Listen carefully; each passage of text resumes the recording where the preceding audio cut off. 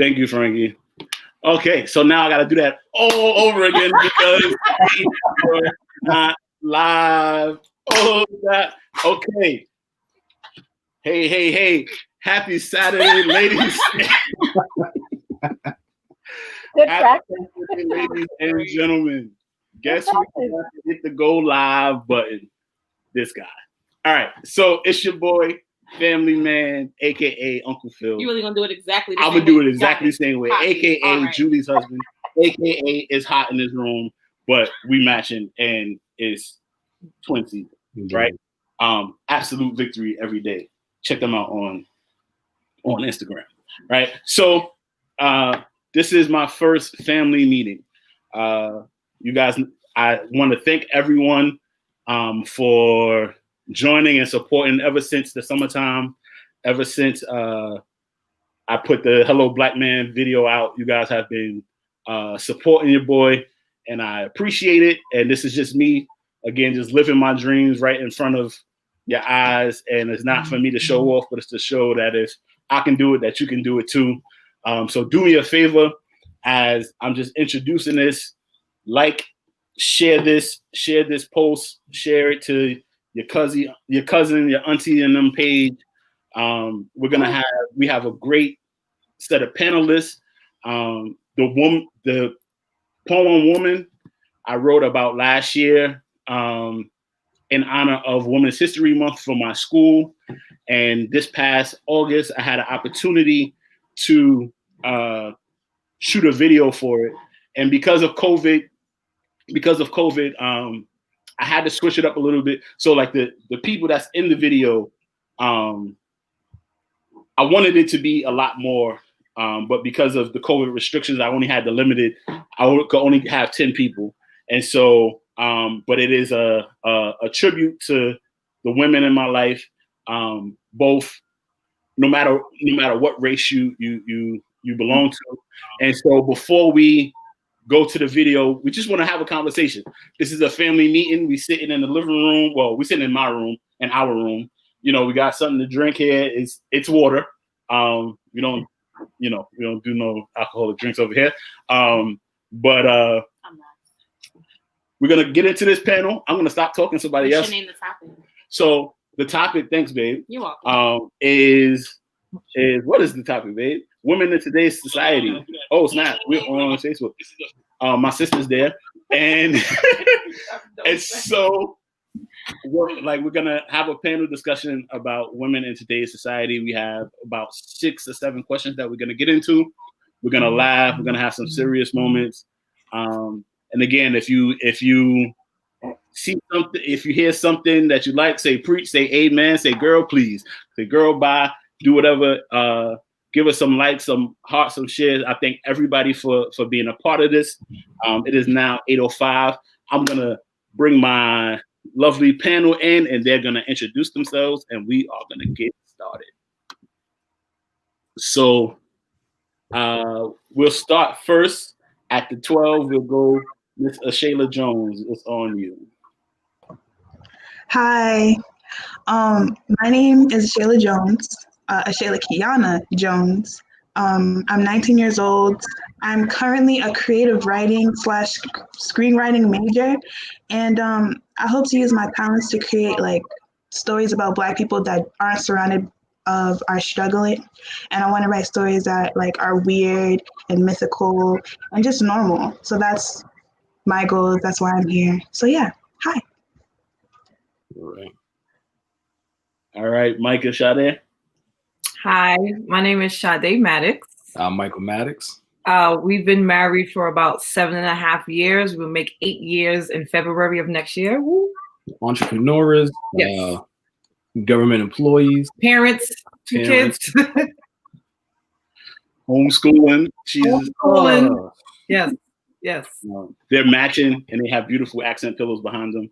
Yes, trying to tell you, Well, yeah, we're trying to navigate how it is to be married, young Black couple married like you guys, and entrepreneurs at the same time.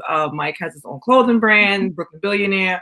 Myself, I am the owner of my own drink line that is like really up and coming. So yeah, Yeah, we're just ready to go, and we're so happy to be here. Of course. All right. Thank you. Miss Frances Armand. Hi, good evening, everybody. Can you hear me? Yes. Okay. My name is Frances Armand. I'm an entrepreneur as well. And by the way, I love the color vibe, how we have blue and gray. I'm just noticing that just sitting back watching everyone. I own my own consulting firm where I help brands market themselves in this market, in the US market, as well as internationally. That's it. I'm happy to be here. I'm happy to be here amongst beautiful people. Thank you so much, Miss Simone Robinson Ross. Hi, good evening, everyone. I'm Simone Ross. I am a wife, a mother, an author, and a business owner. And I am very happy to be a part of this family meeting. Thank you. All right, Sir Ford. What's up, everybody? My name is Armand Ford. I am a principal out in Philadelphia, Pennsylvania. I'm also a minister in the church, and I'm just looking forward to doing twice as much listening as I do speaking. Wise man. See, all these people are very humble. They are amazing people. If I could talk about them the whole hour, I would. But wait, go ahead. All right, so we're going to get right into it with the first question. Okay. Oh, I got to click it. I got to actually click it. Got it. Who is the most influential woman in your life? Describe their impact. Oh, is it anybody can go, or is it just... I'm sorry, and I should have said that. I need to be. The most influential woman in my life is my mom, of course. No matter what hard times we went through or what adversity happened to us, we always made it through, always strong. She never had us sitting around. Nothing was wasted. No time wasted. We always had something to do. So she always would be the most influential woman in my life. All right, I'll go.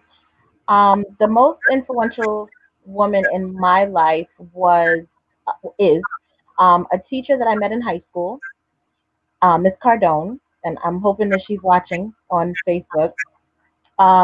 We've been in communication since I graduated high school in 1992, and she was a teacher that she taught me how to use my voice. I come from a West Indian background, and it was, children should be seen and not heard kind of thing. And she really allowed me to get things that I had in my head out and on paper. And till this day, she's still very influential in my life and my daughter's life. She still checks up on my daughter who's in college. And that relationship has definitely helped me to grow as a woman.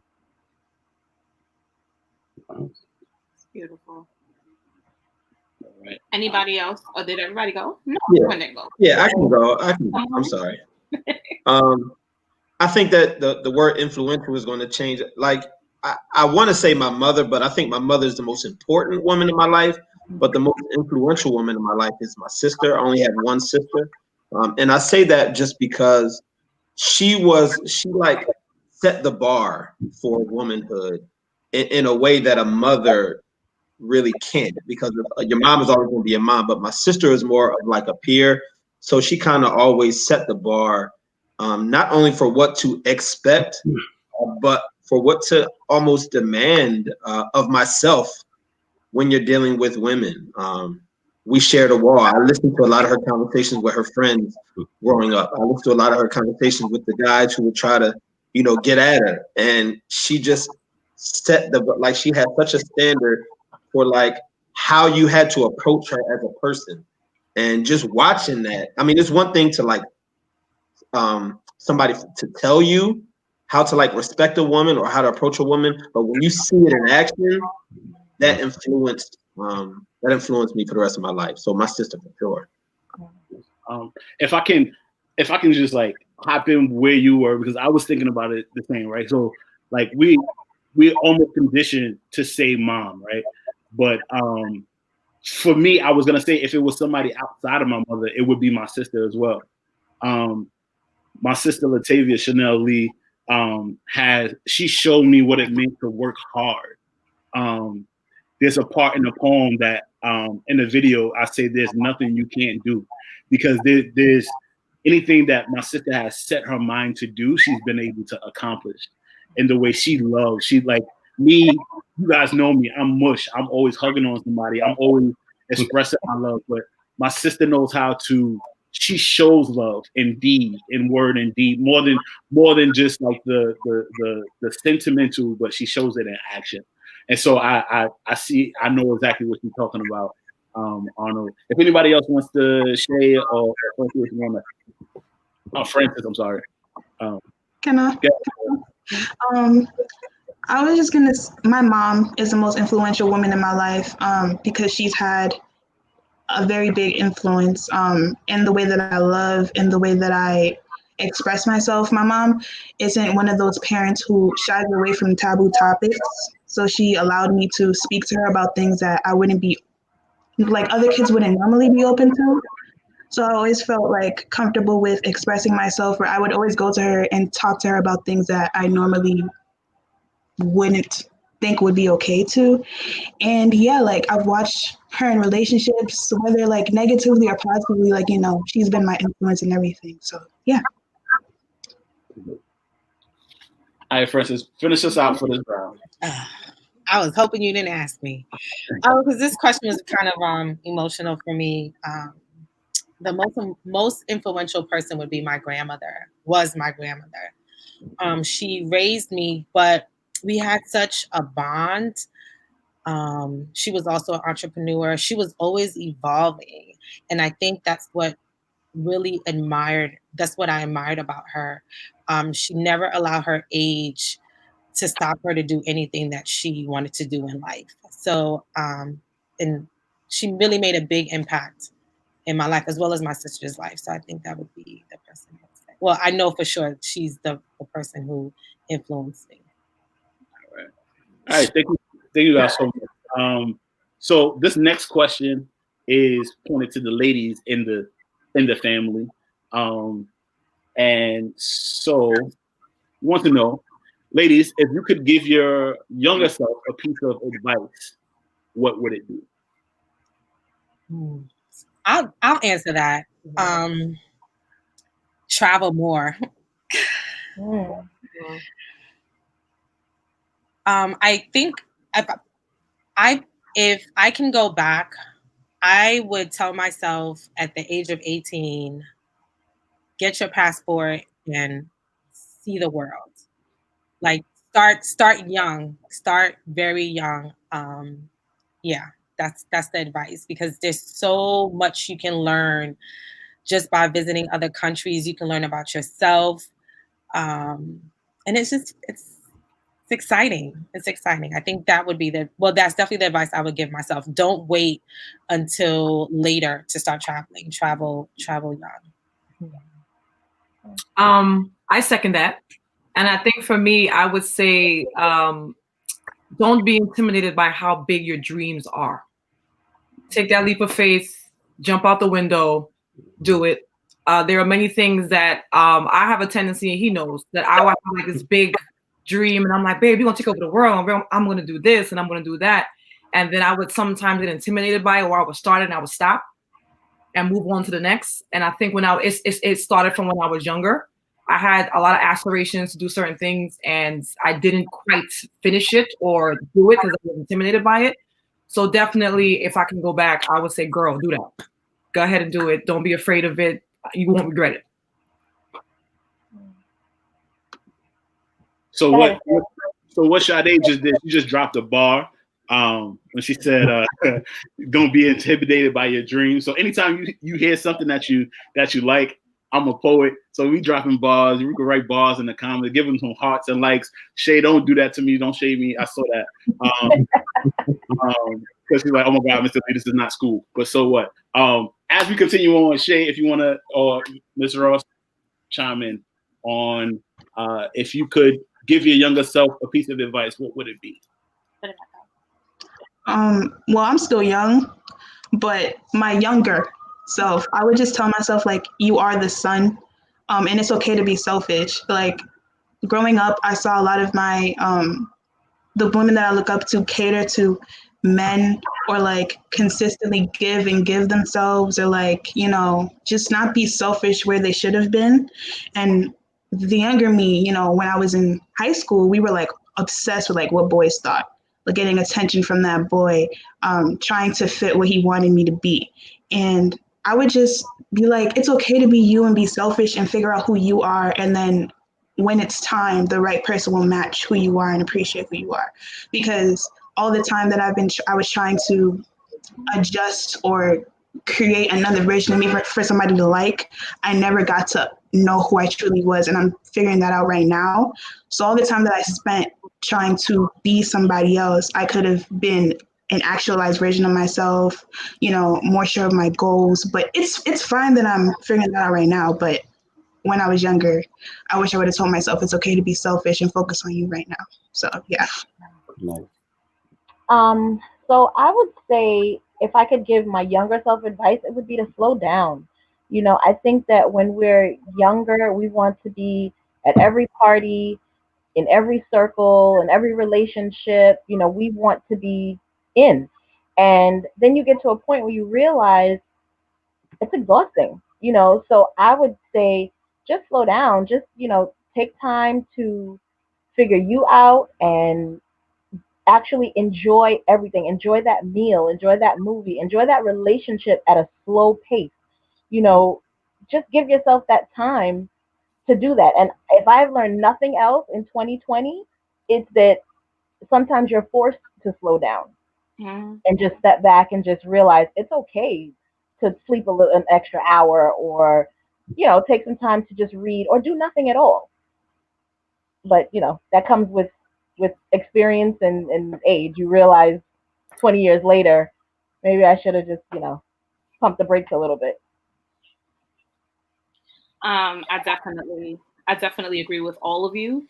I think that my advice to myself would have been just like, your journey is yours, right? And just simply because like I was always the person that was so insecure, you know, and had like low self-esteem, and literally in anything that I did, I would look at the next girl and see what she was doing, right? And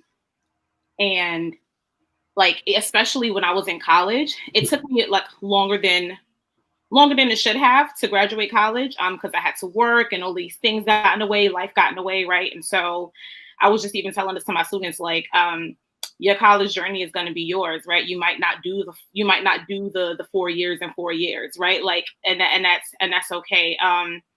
And again, like, I would always try to like imitate what other people were doing, right? And always like sitting by myself and thinking about like what I could have done differently, and why is it like this for me? And but in the end, right, like I'm so very proud of where I am. I'm so very proud of how I even got there, like, you know, twists, turns, and rocks and stumbles and twigs and everything, right?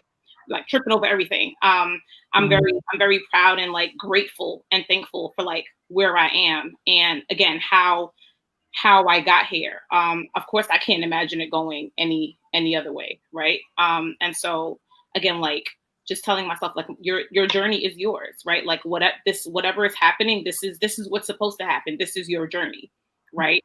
And you know, just go through it, like, you know, that's it. All right. Amen. It's your journey. So this next question is something that I don't even really know if I have an answer to yet. It's something that I think about. And I am going to point this to the fellas. And I'll put it as Mike as a husband and a father, Arnold as a brother, as an uncle, as a principal. And just as black men. And just as black men, as being a human being, as being a person, in light of whether it was Breonna Taylor or Sandra Bland or somebody being disrespected on a train because they was cute and they didn't respond to the boy that was trying to holler at them. I wanted to ask the question, and we're gonna open it up to everybody, but I wanted to ask the question, What does it mean to protect Black women? I wrote a whole lot about that.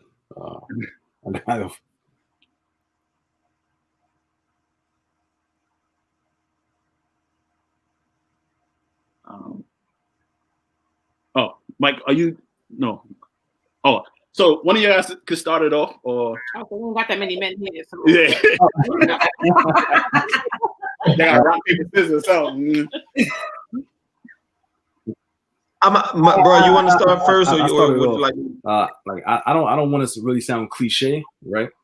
But it starts with listening, listening to understand, not listening to speak back. Like it starts there first.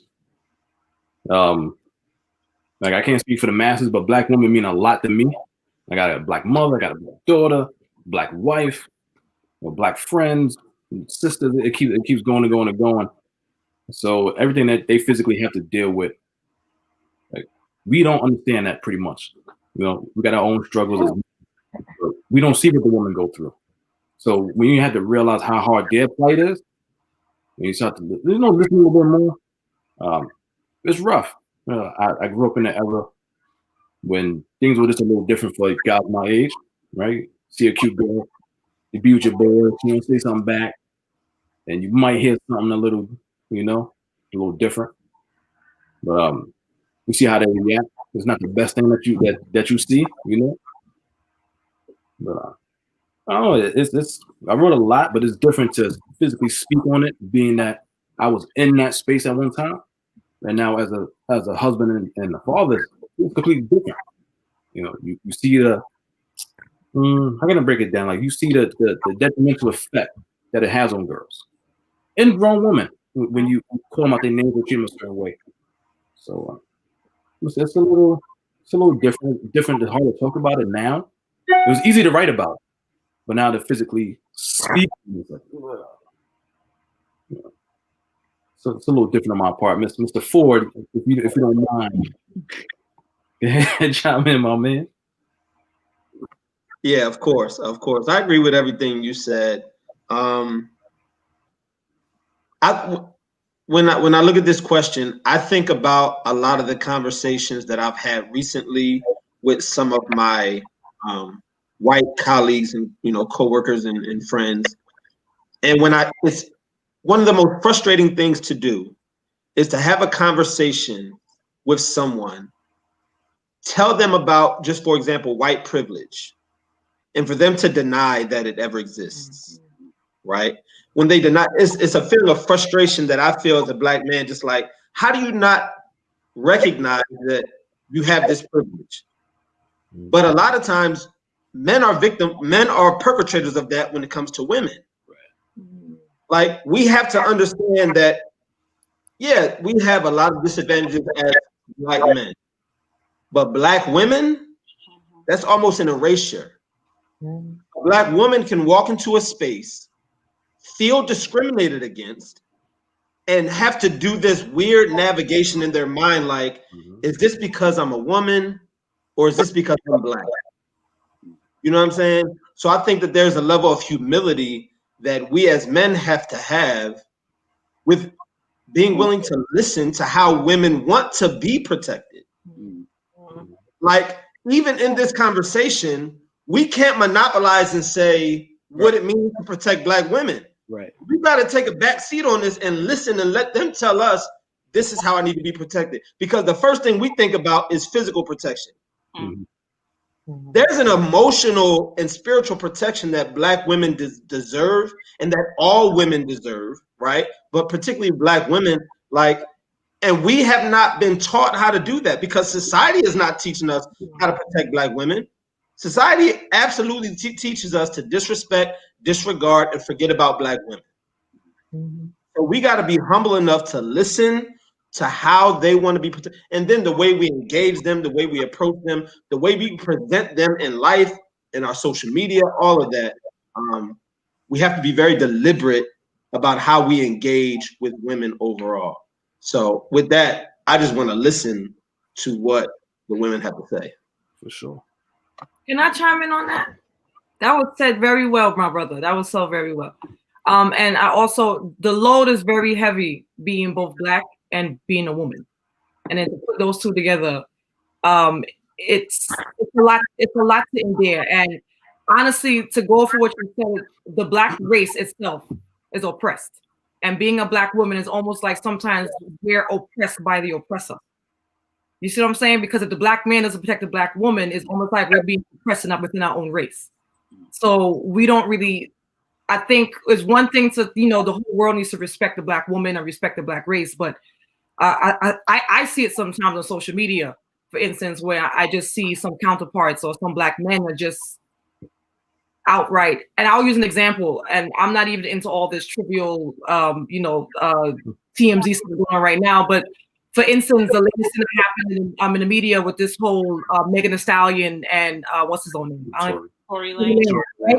That was a hot mess to me, honestly, because I started to see a little divide as far as, oh, well, his album is fire, but he did this atrocity, and people were just like, oh, well, she's a liar anyway, and they were just going off of like, well, she probably did this, and I'm like, wow, what? We're just gonna side with Tory Lanez because he has a fire album. Like, what are we doing? So remember, everything's alleged right now. Everything's alleged. I'm sorry, alleged. I know we're live. I'm sorry. Yeah, it's just a burden that we have to carry, and sometimes it's a lot. Yeah, and like one thing that I found like disturbing, because like as I'm building this, like I'm paying attention to more people's like live streams, and like I was on. So I love sports, and so there's two Black women who are very prominent in like sports talk right now. So Jamel Hill and Carrie Champion. Yep. And they were doing, Carrie Champion was doing a IG live. And she's talking, and I'm looking at the comments, and dudes are like going off talking about how her body looks, talking about her legs, and it has nothing to do with what she's talking about. That was crazy. And like, bro, what are you doing? Right?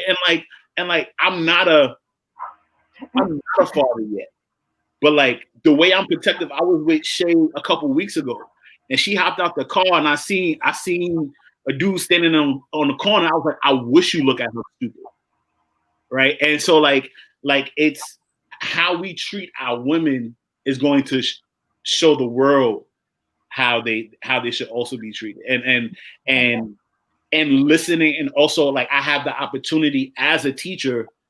85% of my students are young ladies. And so to hear, and we're writing poetry. And so they're sharing their tears with me. It's like both Arnold and Mike, you guys said, like, with listening.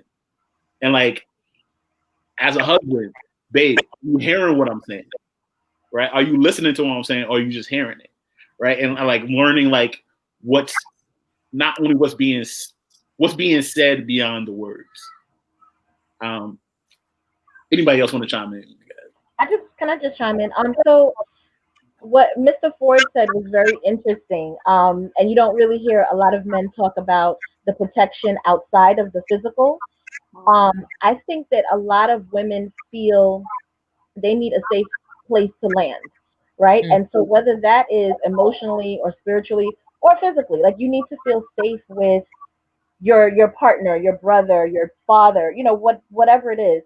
But that, to me, that's protection. Knowing that I have a safe space to share my ideas and to share my vision, and it's not being belittled or just being, pacified in the moment, that's important. And with that, I know that I can do anything because I know I have your support, and I know you have your protection, because you're gonna protect my vision. You're going to protect my feelings, and then now I can take on the world. So to me, having a safe place is what I consider protection. Bars. All right. All right. Oh. Can I answer? All right. I feel like a lot of the time, certain men that I've seen decide who is worthy of protection. So, for example, the Megan Thee Stallion example, like since she's a bit like a taller woman, and she talks about, she's liberated through sex, like she knows what she's doing, like she's not some person that seems like she has to be protected or saved. I see a lot of men, coming at her. I guess it feels like it's some sort of intimidation, I guess, but I don't see protection of her, or I don't really see protection of trans Black women, because trans Black women are killed at alarmingly high rates. And because you don't think that she is a woman, a lot of men think that they deserve to be killed and harassed. And I feel like a lot of Black men police who can be protected. And I feel like protecting Black women means protecting all Black women, whether you agree on how they look, how they decide to present themselves, it doesn't matter. Because she is a Black woman and she identifies as such, she deserves her protection. And if you don't feel like because she looks a certain way, you feel like she shouldn't be protected, then you're kind of missing the whole point, and you need to reevaluate how you protect or feel like you protect certain Black women. So yeah. Yes. Mm-hmm. Okay, Shay, dropping balls on Yes. Cypher, don't get gas. So old, saying stuff like that. Fergie, were you gonna Francis, were you gonna say something? No, I agree with what everyone said. I come from a household where, as I think Simone was saying, a safe space. I think for me, protection was also encouragement. My father or my brother, they always encouraged me to do things that I wanted to do. And it wasn't because sometimes you get that. I know in the workspace, sometimes it's more about competition, and you're already competing with people who don't look like you. So it's like when you see someone who looks like you, even though it's a male, it's like, okay, do you have my back? Are you, and it's just, you don't really see that encouragement. And it's just and I think a lot as a woman, I would want to see more of that. I think that's another way of showing protection. Not only listening, but also, be a cheerleader, because we do it. As women, we do it. We do it all the time. And I think sometimes, I guess men feel like, okay, yeah, we're nurturing and that's something that they normally do. But we want to feel like, okay, you have feelings, you understand my vision, you like someone said, believe in my vision, motivate me, continue motivating me. And that's another way of showing protection. We could just stop right here and I learned so much in this with this question, right? Knowing how much encouragement is a love language. Affirmation are love languages. That feeling safe emotionally, physically, financially, having as I'm doing my family man stuff, Julie's a beast when it comes to the pen. She may not be a poet, but let her show you one of her stories, right? And so I'm doing it, but she also so again, it's important for me to show her what I see in her as well, as she does the same thing for me, and learning how to be husband and wife, and learning how to push each other and mold each other. And so thank you everybody for your input on this one, and then we're gonna go to. All right. So next question: what woman in the public eye do you admire or are inspired by? Ooh. I'm gonna go first. Because when I saw this question, I was like, two people comes to mind, and that is Debbie Allen. She's my number one, and my number two is, even though I don't know if we are allowed to give more than one, but my second person is Issa Rae. I just love them. Debbie Allen for me, because I always loved to dance, and as a little girl watching Fame with my siblings, I was just I always wanted to be like her. And she's another person who's constantly evolving, because I'm all about that. And I just admire her. And she went to HBCU. And Issa Rae, the fact that she's supporting Black people the way that she does, I am for it 100%. Like her whole team is Black. The majority of her team is Black, and they're creating things in the arts that is just relatable, and so many people from different levels can relate to, which I'm admired by that. I was really excited about that question. Like I like Issa too, just because of her journey. Like she went from doing stuff on YouTube to like from her what she did on YouTube to her show. The show was in like the 3rd or 4th season, and now she has her own company. She's doing all these commercials, and she's a beast. Like that was the one person I was gonna say. So like Issa, I saw an interview that she was doing about a bookstore, and it's just like to see her journey has been really dope. Yeah. I'll go.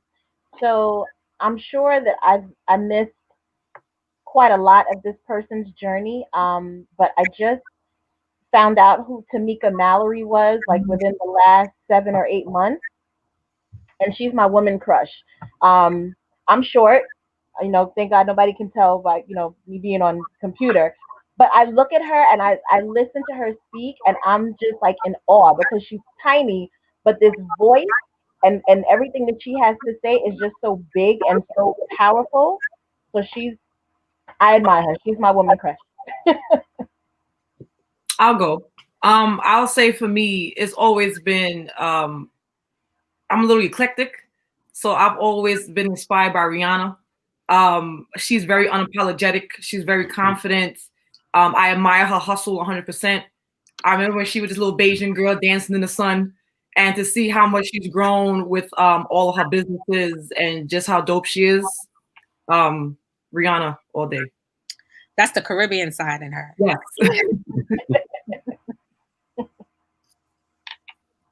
Yeah, I can go. I too had 2 that I was going to say. One has already been mentioned, and that's Jemele Hill. And the reason Jemele, it's just because in a field that is so heavily dominated by men, for her to really hold her own and create her own lane to where she's authentically herself, but is so skilled, it inspires me, not just because she's a woman, but just the way that she approaches the work as a person.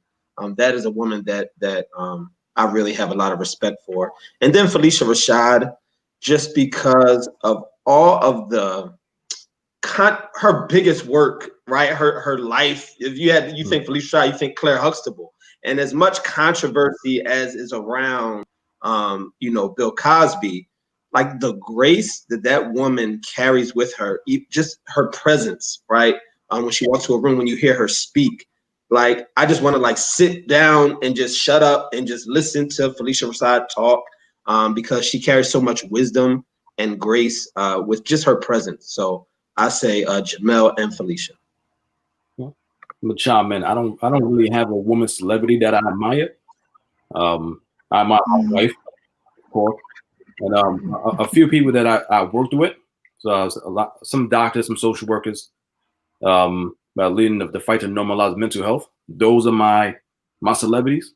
I see what they do on a day-to-day basis. I've been with them. So, like I said, my wife taking over for her work. One of the doctors like Dr. Bruni. I don't know if you remember her, Phil. Yeah.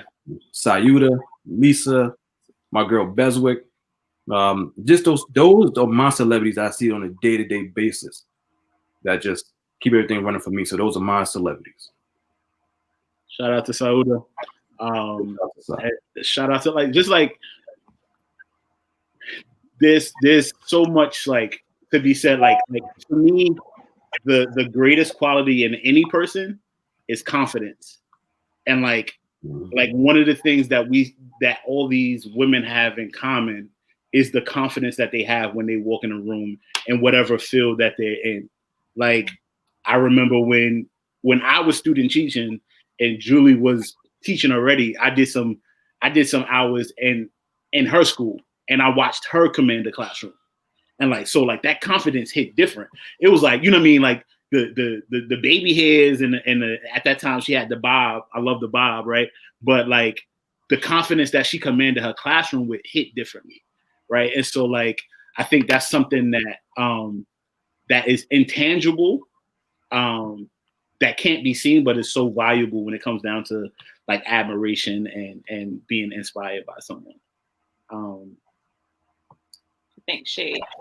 Shay, you was about to say? Yeah, I would say any Black woman who pushes the boundaries or doesn't conform to the box that we're supposed to be put in, whether we're not trying to be a stereotype or try to represent ourselves in a certain way. Like, I look up to Megan Thee Stallion, even though she has, you know, controversial lyrics. I just feel like her confidence and, you know, the way that she moves is something that I can admire. Or if it's Issa Rae and, you know, awkward Black girl, her writing stories that are normal and like not focused on a Black woman, you know, stereotype like Tyler Perry. But yeah, any woman who is pushing it forward. Yeah, Tyler Perry. Talk that talk, so talk, say that talk. You talking that talk. I don't want to say it, but you talking that talk right now. Yeah, his story is a little for the people that's watching. I love Tyler Perry. I'm not gonna push it, but you know, his stories are a little. They're bad. They're bad. I'm not gonna say it, but I'm gonna say it. Listen, this is what we do. We family. But yeah, any woman who pushes the boundaries, I admire. Any woman who's just different in her own way or pushing, hustling. Like, I look up to anyone who's doing that. I was gonna mimic that a little bit, just like something that I've been doing in transparency. You know, I don't care. I'm a bigger girl. And so I've been looking up a lot of like, you know, plus size models and things like that. I follow Lizzo, and she's definitely somebody that I am so inspired by. Of course, you know, because I'm shy and, you know, I have my reservations. I'm not going to do, you know, certain things, but confidence, right? Like, I admire her confidence so much.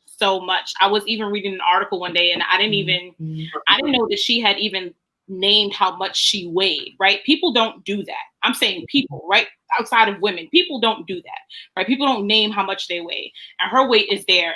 And for me, that was just like, it was so positive, right?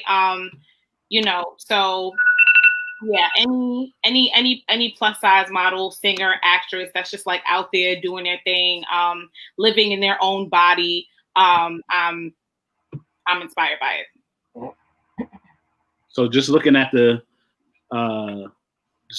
chat, we had Michelle Obama, Cardi B, Meg Thee Stallion, Angela Rye, Elisa Garza, sorry. Felicia Rashad, my brother Rassan said that's the mother of our generation. We all grew up on like so many lines, like anywhere, anytime, you better not do it. Like, you know, like that whole Cosby Show is still like, that's one of the ones where, like, you know, we talk about the Bill Cosby stuff. It's like, yo, Cosby Show, there's so many lessons there. It's harder to let that one go. And so we're coming down to our last two questions. The second to last one, and Shay, I'm gonna point to this one to you first, just because of the energy that you had before we started. Oh, she's so annoying. I would like to know. We would like to know: is there anything you wish the older generation of women in your life would have told you? The only two things that come to my mind. Rude. The only thing that comes to mind is like, one, be comfortable in your body. Like, it's always been like weird talking about, you know, menstrual cycles. Like, you're not supposed to talk about stomach. Like, just like certain things. It's just like, you know, like, why can I not embrace my body? Like, the natural things that happen to my body, like, it's just certain things are seen as taboo that I can't talk about. So I would like wish the older generation would have told me that my body is okay, because if I wasn't told to cover it up, for example, in places like church where people are not supposed to be looking, if I wasn't told to like cover up. Like, I wouldn't feel like my body is wrong at some point. Like, even if somebody's not actually pointing at you and like, oh, your body looks terrible, the constant reprimanding makes me feel like something is wrong with the way my hips curve or the way my butt looks, or like, you know, like, why do I have to cover that up? And the second one would be like what I said earlier about catering to a man, you know, second chances should be second chances. Like, don't push it. Like, I've seen a lot of Black women in my life go back to people that they shouldn't have. And I wish that they would have told me, like, enough is enough. Respect yourself enough to leave. Respect yourself enough to, like I said, make sure you're the priority at all times, because once you make yourself the priority, somebody can match that because they see how you treat yourself or how you hold yourself, you know?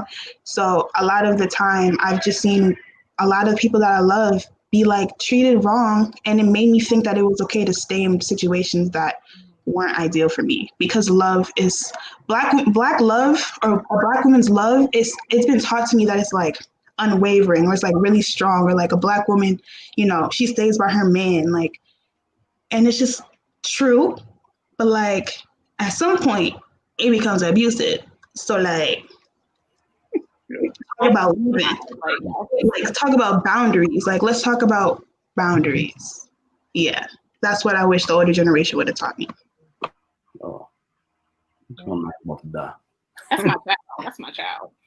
Shayla, how old are you? Okay, you get that for work. I see you right now. I'm 19. Girl.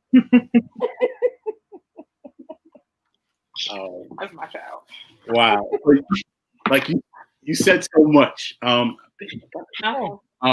anybody else like to either respond to anything that Shay brought out or give your own thoughts?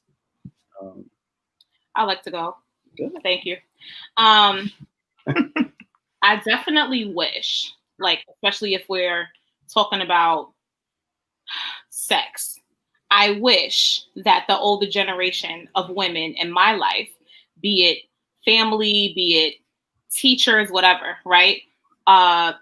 Just more about the importance of protecting my body. And not just, you know, don't be that girl, right? Or or what am I saying? I'll leave that part there. But like, I wish that the conversation about sex was had, right? Because that doesn't happen in a lot of households. You have, don't have sex in my house. You have, don't have sex. You're being disobedient. Don't, like, you know, you hear the constant don't have sex. You don't hear the why, right? You don't hear anything else. You just hear don't, right? And any person can tell you. You tell a person not to do something, or you tell anyone no, is the desire not heightened, right? Mm-hmm. So I would have loved the actual conversation. This is, no, we don't have any children yet. This is something that me and Philip constantly, you know, talk about, because we want to have a family, right? And so like, what should those conversations look like, right? And he's a teacher and I'm a teacher, right? I teach 8th grade. I get those questions all the time from my guys and my girls, right? And I have the conversation with them as best as I can. You know, I ain't got no license, right? As best as I can. But I have the conversation with them because they need to know, right? No is not enough, right? That conversation is so important. That's it. I'll jump in. I agree with that. I think the one thing that my dad did that my mother did not was provide an explanation. And so I agree with you that no is not always going to be a sufficient answer, you know, because you have a kid who walks away with a no, but they still don't have an understanding of what the issue is. And since working in a high school, I'm having conversations with young women that I didn't have with my daughter, or I didn't have to have with my daughter. But I realize that they're necessary. So it's not enough to just say no, or, you know, like when I had my first period, it was just, this is what you use, good luck. But there's a whole conversation that goes along with that. And so you walk away getting misinformed, by your friends at the cafeteria table telling you foolishness, and you carry that misinformation with you, as opposed to having a trusted woman give you the facts and give you what you need to move on. So I do agree with you both that explanation, just like the truth, that goes so far. I'll say one thing. I think for me, I grew up around a lot of strong women, and I was always taught to be very independent because of that.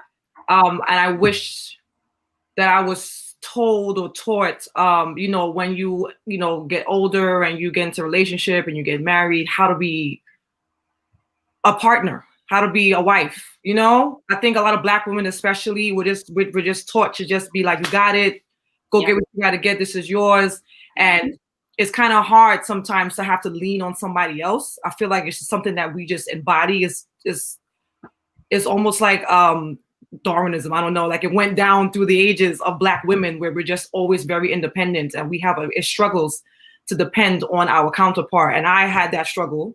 Sometimes I still have that struggle. He knows, that's why he's doing that.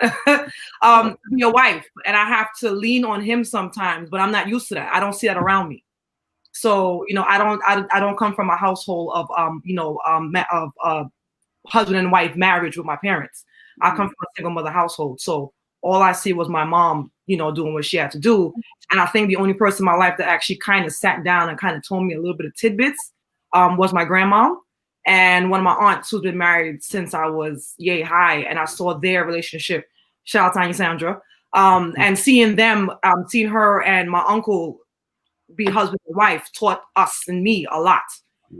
So yeah, I just wish I had been taught about, like, when you do find a good man, because a lot of times it's, you learn about men ain't nothing and how, they're gonna do this to you, but they don't teach you that there are some good men out there, and this is what you should be looking for, and this is how you do it. And when you get it, this is how you hold on to it. And this is how you get on their level. So yeah. Good stuff. Good stuff. Good stuff. I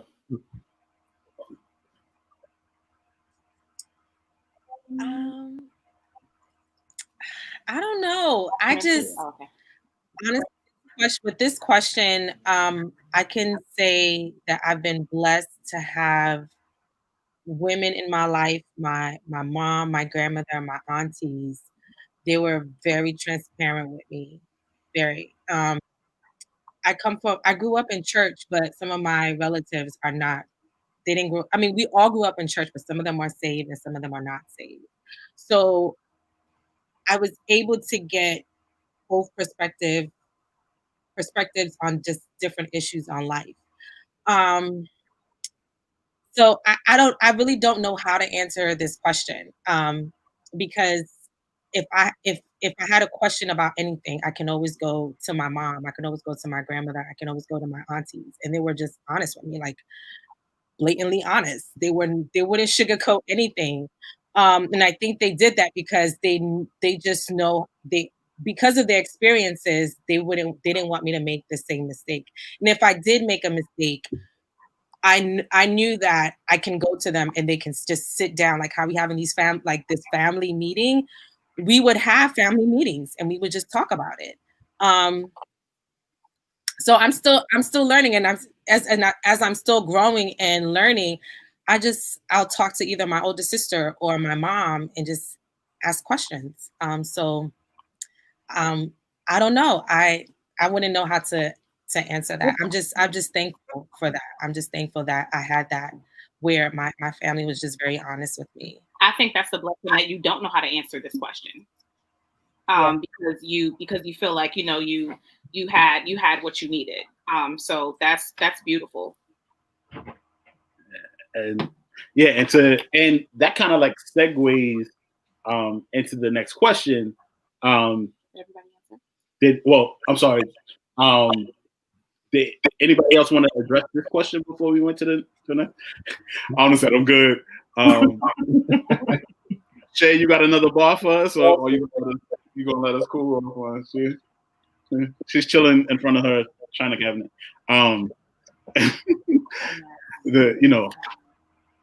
So the last question is like, do you think women do a good job at I can show it, right? So we have all these devices. Do you think women do a good job at bridging the gap between generations?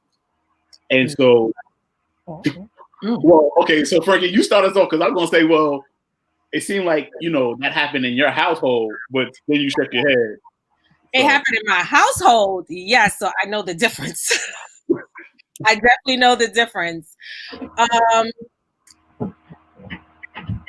And this, I'm only just by observation because this is not all women. Because there's some women that don't mind being mentors in teaching and passing the mantle. There's some other women out there that are very afraid for some reason. I don't know if they want to hold on to their youth. I don't know what it is, but they don't like to share. They don't like to share information. They don't like to share their experiences, and that could be just maybe that's how they're raised. But because I've seen that side where I don't know. It's like they forget. I see women where they forget how they used to be when they're young, and when they see another young person, and I think that's what Shay was talking about.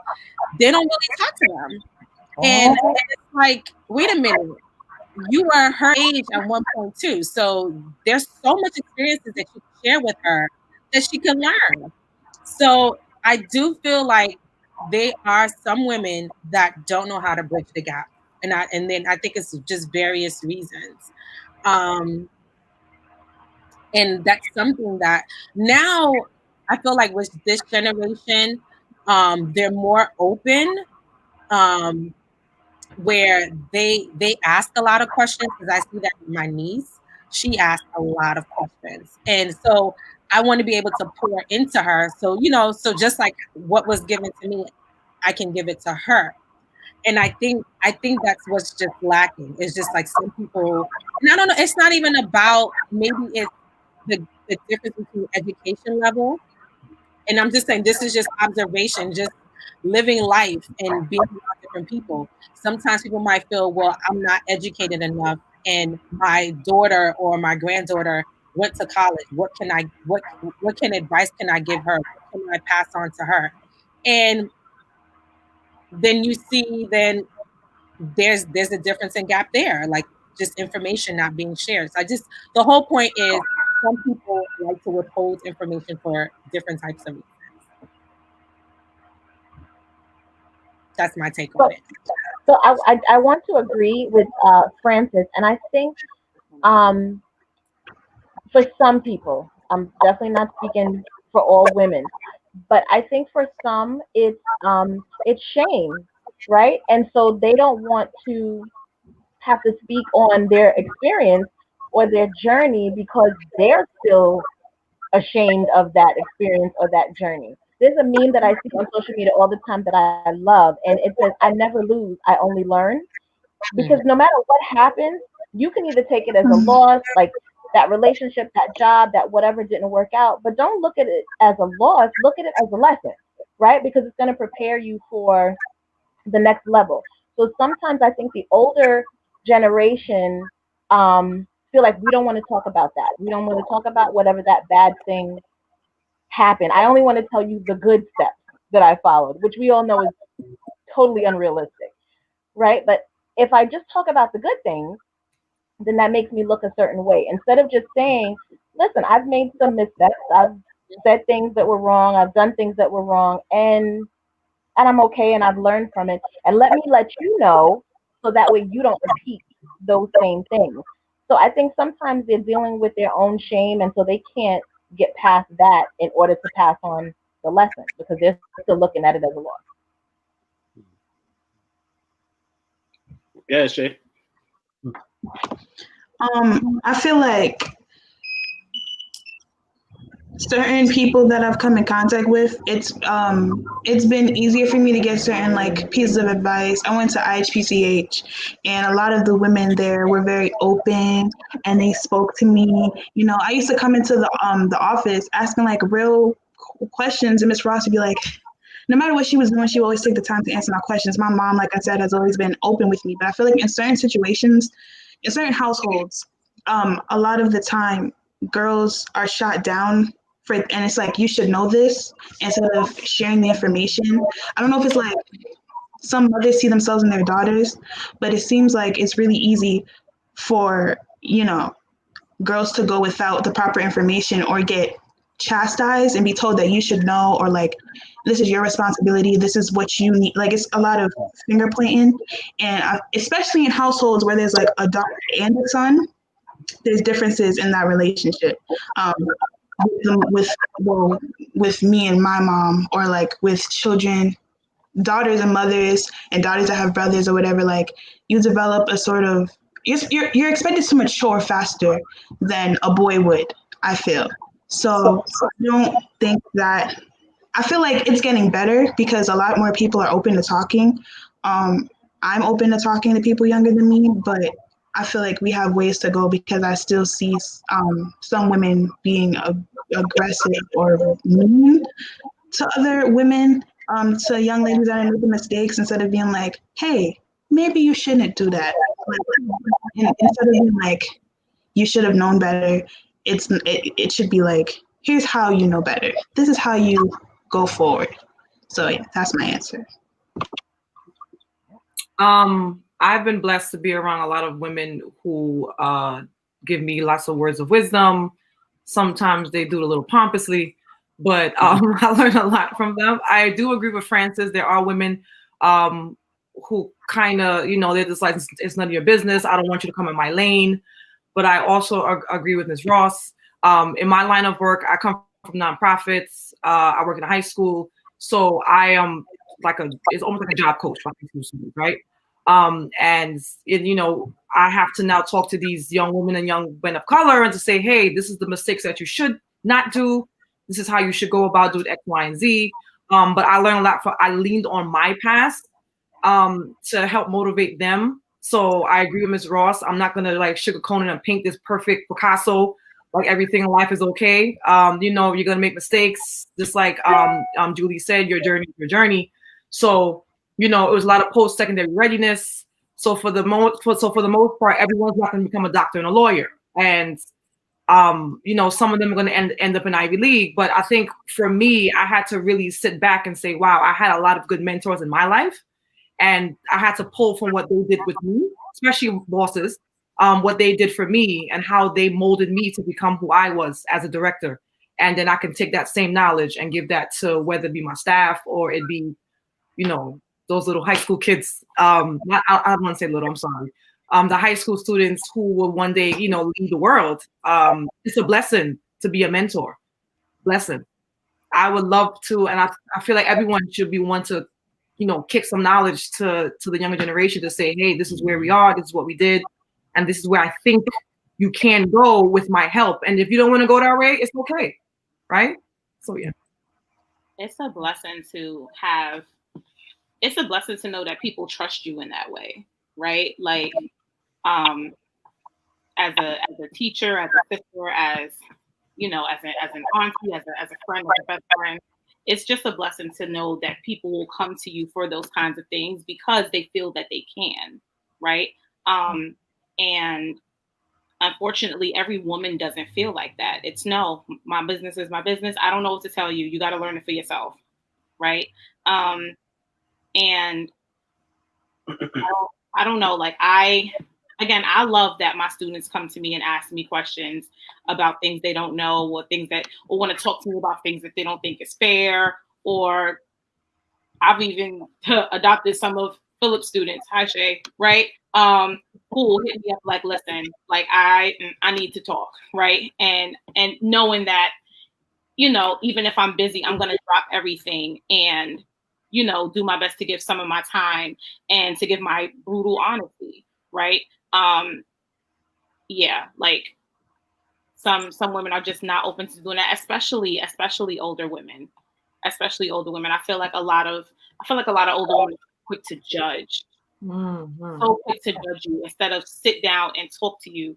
Or some older women are just so quick to just you're not being genuine. You're just being nosy. Like it's, and we know. I know which one you are. I'm good. Thanks, sis. Right. And no, and we're just in a bad place when it comes to bridging that generational gap. We're not in a good place at all.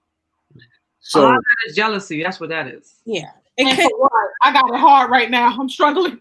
It could be. I mean, it could be when she said jealousy. They could see something in you that they wish that, you know, when they were your age, that they could have done. And I also think it's also like what the opportunities that I had now, like my mom didn't have it.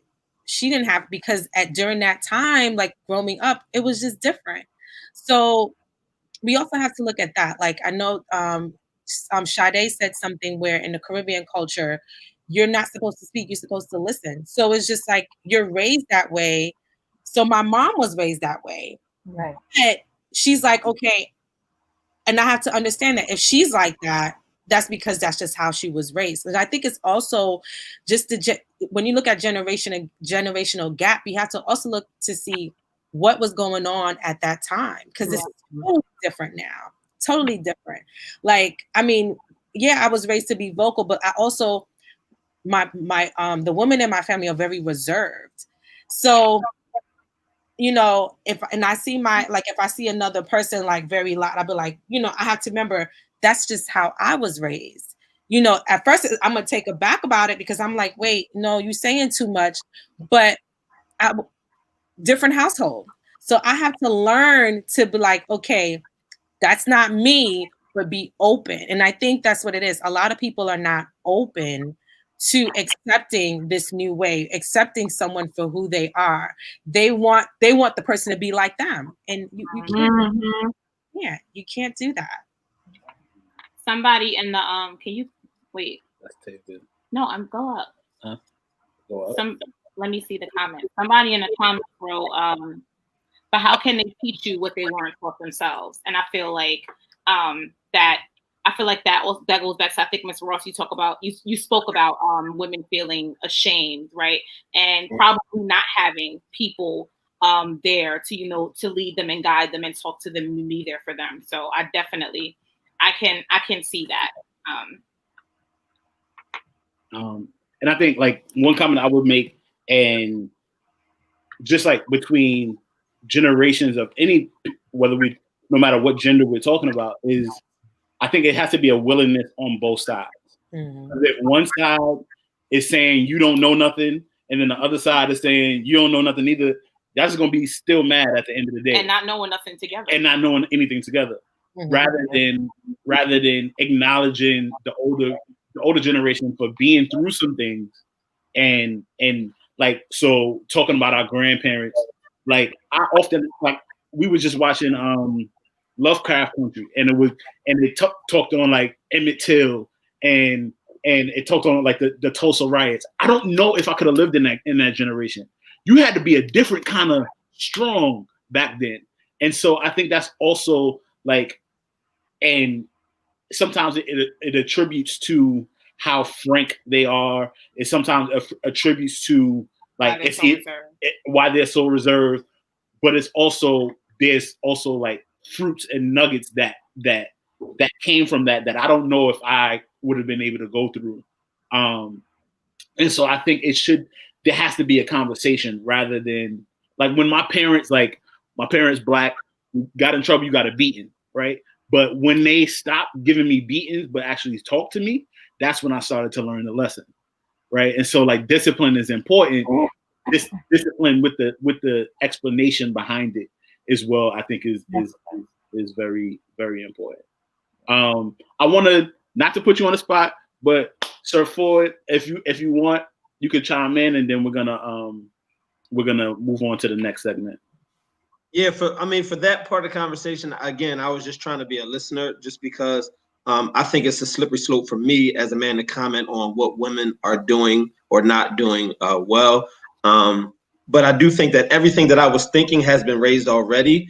I think that the conversation around bridging the gap is not something that's specific to just women, right? That's not an experience that's just specific to women. I think it manifests itself differently just because of the context of the role of the woman in this country. And I think that's where the differences come in. But I mean, to be honest, like it was said before, like a lot of the bridge, the gaps that we're trying to bridge, like some of those bridges need to be burned, because if you look at it now, like women are among the most educated demographic. Black women are among the highest educated population in this country. And there's a reason for that, right? Like that whole idea of get it from the muscle. And that's a very capitalistic Western way of thinking. But women have like been leveling up for a long time. So there's something going on to where like women are being supported, the gap is being bridged, but there's a humility that all of us have to embrace when we talk about like the next generation after us. I'm not the gold standard. Like if I look at myself, I'm not the gold standard. Those that are coming after me, my children, my nieces, nephews, I want them to be better than me. So to a certain extent, I can only take them but so far. Like I need to be learning from them as well. So bridging the gap is everybody's job. Absolutely. Can I ask a question? Sure. Just a quick question for the men or the parents that are in here that are soon to be parents, hope to be parents eventually. How do you, I feel like there's like a difference in the way that girls and boys are raised. So how do you plan to like, I guess, or if you already have, how do you plan to like change that or fix that? Or how do you plan to make it equal so that, you know, lessons are being learned at the same, like when the girls are not being judged for asking questions, but the boys are encouraged? Like, how do you intend to make sure everybody's learning correctly and being, I guess, good parents or good members of the community? So if your parents are ready, hopefully parents, please answer that question. I wasn't raised that way. My mom was very open with everybody. There wasn't a standard for women and standard for men. It was, this is what we're going to do. You follow it, you don't. There's no in between. The same thing I do to my kids. I am a girl dad, so you know, I'm not gonna lie to you. It is what it is. But you gotta learn how to bend. So my kids are different in age, 8 and 4. So of course you can't teach them the same thing right now. But growing up, we were 1 year behind each other, so it's a different meaning. So for now, it's a little different, just for now. But as they do grow up in age, it will pretty much be the same. Yeah, I second that. What Phil said really hit a chord as it pertains that when he said that his parents started to speak to him, instead of just always laying down the whip. I believe we have that approach, especially with my oldest. With he's a boy, so we tend to have conversation. He's a little bit more sensitive, so we let him know it's okay if you want to cry sometimes. You know, we don't want to give them the stereotypical "you're a man, suck it up" type of attitude. Be strong, right? It's okay if you feel away. It's okay if you want to shed a tear. Let's talk about it. And then with our daughter, she's a feisty one, and I always say, I hope you keep that. You know, if they give you a A-, and you know that you need an A+, and you go in there and you fight for that A+, keep that standard. But it's for both of them. Speak up. You know, don't worry about the masses. So it's pretty equal, honestly. I don't say you're a boy, you're a girl, you're gonna do different lessons, honestly. But I do believe in definitely having those open conversations with them and sitting them down. They might get sick of us, but we talk. Yeah. They're sick of us, but we talk. If I could just chime in, like, so being an educator kind of like allows me to kind of like tap into that. And so having the conversations that we have, Shay, it kind of helps me prepare on what I'm going to do. And it shouldn't be a double standard. If I'm expecting my daughter to wait till marriage to have sex, I'm doing the same thing for my son, right? You need to learn how to, like, whatever the standard is, it has to be for everybody in the house, and it has to be open lines of communication. You know what I mean? And like Julie mentioned earlier, like sometimes giving the why, or not sometimes, but like if they don't understand, allowing them to ask why without being reprimanded. And so being and like my students hearing some of your experiences allow me to, like, it challenges my thinking. And some of the things that, like, Arnold said, like, some of the bridges that we try to build back together need to be burned, and a lot of things that we've learned, we have to unlearn, right? And so, yes, it's okay. Like, I'm a poet. I wear my heart on my sleeve. Like, sometimes I cry, and that needs to be okay, and it shouldn't be like, you know what I mean. And so, just setting a bar, and whatever the expectation is for one, it has to be for the other. And I respect what Mike said, also saying, like, acknowledging where you are and differences in age, because that's going to make a big difference. And I also say that not having my own children. So I'll check back with you in a couple of years. We can't wait. So I'll answer. So I have 2 biological, and I have a bonus daughter. And everybody's 6 or 7 years apart. So the conversations are different. They're not different because they're girls.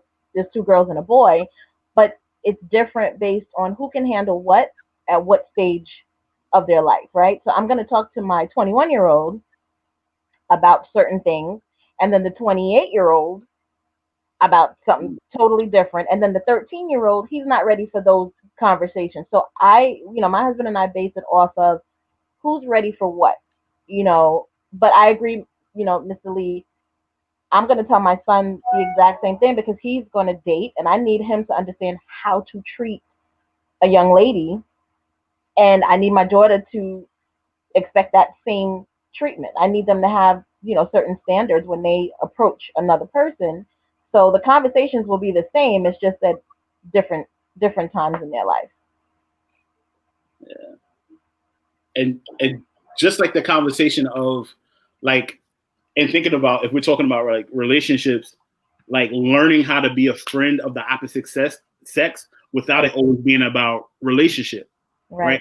I've been able, me and Francis have been platonic friends for I don't know how long. Right. That was because I had a really good relationship with my own sister, and I know how to speak to women without it always being about getting in their pants or getting their number. And so also, like, unlearning those things, because a lot of time the prom is not about celebrating the 4 years. The prom is about, the action that's going to happen. Right. Mm-hmm. And so we have to unlearn some of those things.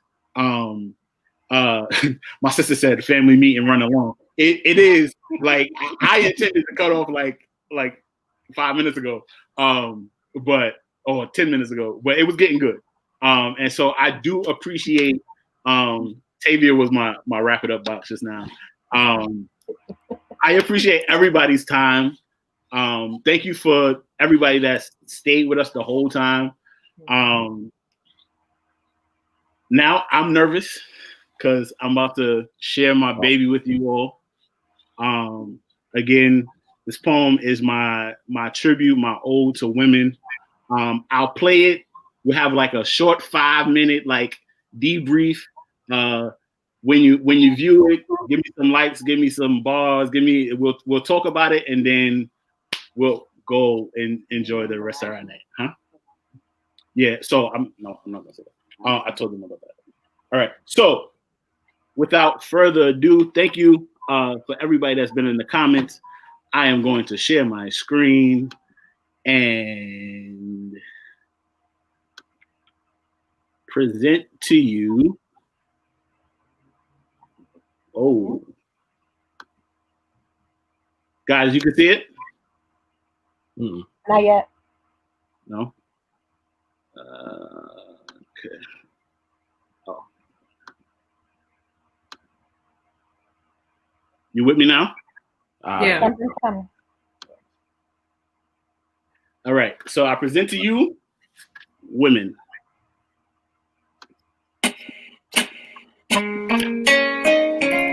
If you spoke to the 20-year-old version of me, I would tell you that I aspire to write 2 books. One about my life and one about women. This poem is the foreword to the latter. Woman, you are love. Matriarchs of families, you are royalty. Fearfully and wonderfully made, you do it in a magical kind of way. You get everybody else ready and save the best for last, you slay.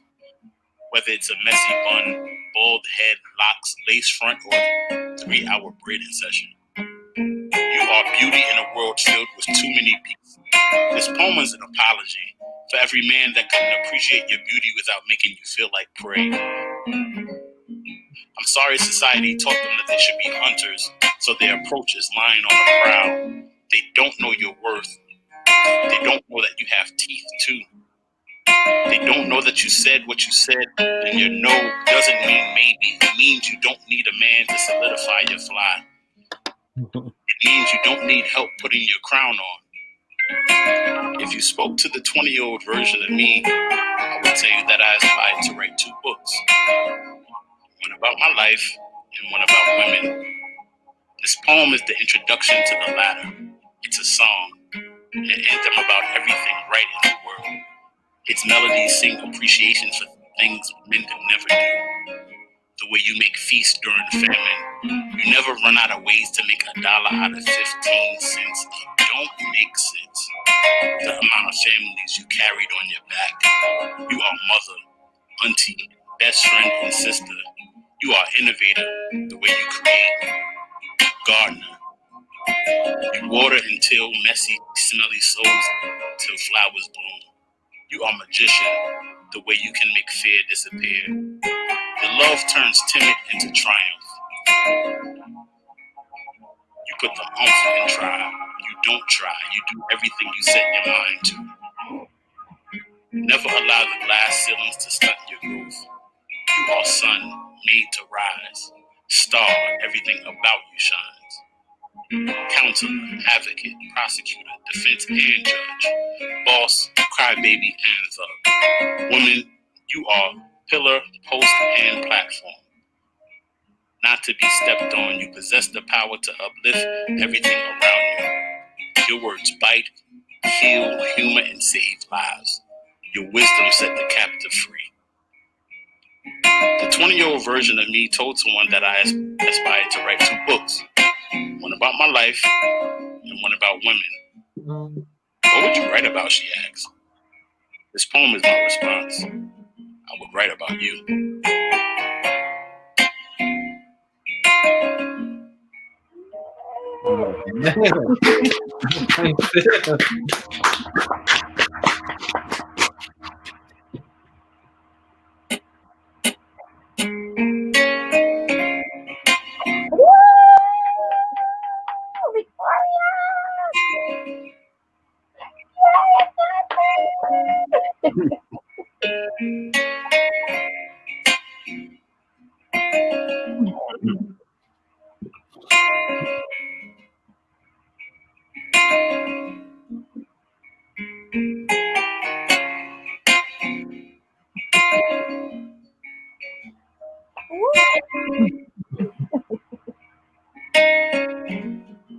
Mama love. Yeah.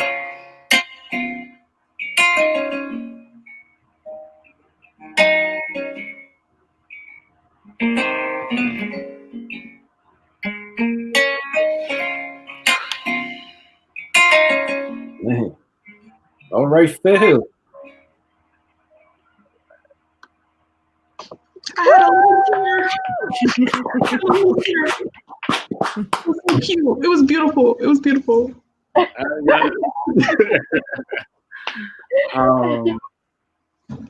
Thank you guys so much. Awesome. I stand your sister. Huh? I stand your sister. The poser. Yes. Yeah, she's dope.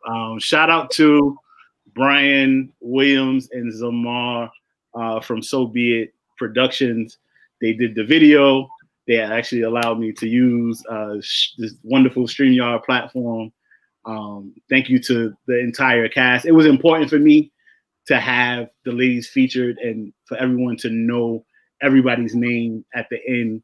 And so when after this is over, I am going to post the video separately from this stream.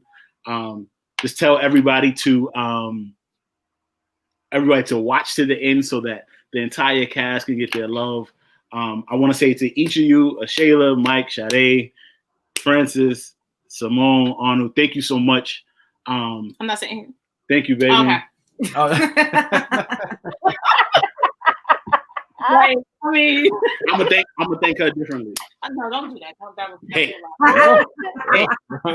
I'm married. Yeah. True. Yeah. I'm still a student, like in front of me. Right, like, come on. That's all right. This is a family show. For sure. But that's okay. Never mind. Moving on. Thank you so much. Wait, Phil. Hey, if those who are listening, please support and buy your FamLee pin. I'm wearing mine today. FamLee. I got mine. Support. I got mine in the room. FamilyManPoetry.com. I actually have a pin coming that's connected to this video for all my ladies that I will release in about a week. And so again, thank you so much. So thank you for the support. Every like, every share, every go Phil. We're proud of you. I appreciate it. I appreciate everybody that stayed on for this and the viewers that stayed on for this hour and 25 minutes and almost 26 minutes. It was supposed to be an hour. It was supposed to be an hour. Stuck with us. And hopefully that's because it was great conversation. And I know it was great conversation. And we hope to continue this. We need to have this more often. We need to bridge these gaps and open up this conversation, open up this dialogue. Arnold, let me know when. I know you're working on some things. Support him. He's out in Philly. Send all your kids to Man Elementary School. They're in good hands over there. Sade, you have the sorrow. You making the sorrow, right? Yes, Myra Jo Sorrow. We on Facebook and Instagram. Yes. Right. And babe, get my hat. Get my hat right there. Right there. Okay. So Brooklyn Billionaire, the homie Mike. Go check him out. He has hats, he has t-shirts, we got lapel pins, we doing everything. Can't stop a black man or woman. Check Frankie out on Instagram. She has a podcast called Modestly Awkward. Modestly Awkward now. Yeah, Modestly Awkward. And she has followed the PR page. Armand Consulting. Armand Consultant. Follow that page. If you're getting married, hit her up too. She'll set you up. She helped us out so much with our wedding. She hosted the reception for us. Miss Ross, she does everything. So if you need childcare at a big event, she'll do that. She's an author. Shay is about to change the world. I wrote it in your yearbook, and I believe it. And thank you again so much for sharing this time. Go back to your living room and relax. Love you guys. We'll talk soon. Thank you for everybody in the comments. We love you. Family Man, we out. Hashtag. Bye. Good night, everyone. Good night. Good night.